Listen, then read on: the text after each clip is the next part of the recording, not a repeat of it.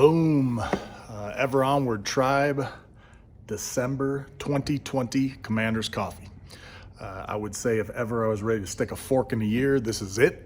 Although amongst tough times, as we talk about grinding and doing hard things, there's always blessings, and this year's no different.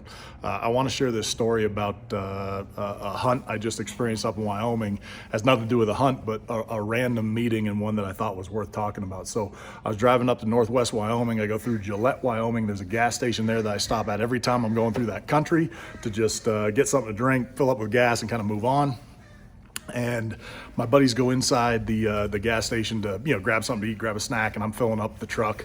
And there's another guy that pulls up that has his truck, and he's filling that up as well. And I just kind of give a nod, say, "Hey, how you doing?" He's like, "Hey, how you doing?" And I said, "Crazy year, huh?" And he's like, "Man, you don't know the half of it." He said, I lost my job about 2 weeks ago. He's like, "My son has special needs, and we're trying to get him a funding line or into this program that'll really help him."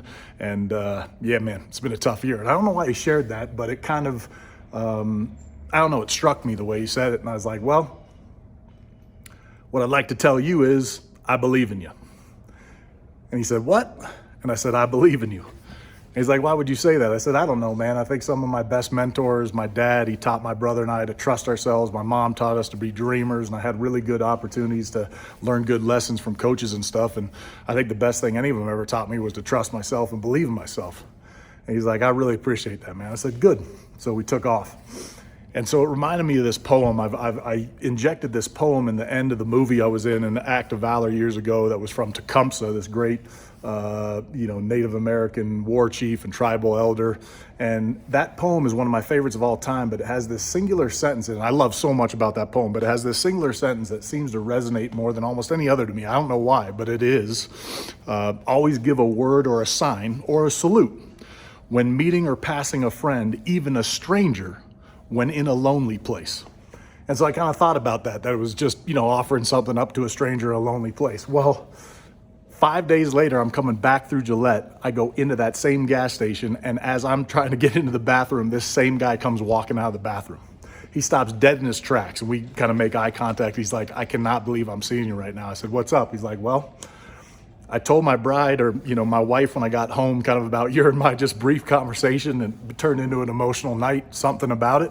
And then on Monday, my boss called me and said, hey, the project that I had been working on was getting reactivated, and the manager or the foreman or whatever it was had left, and he wanted me to take that job over." So I literally got my job back the next day and at a higher pay scale.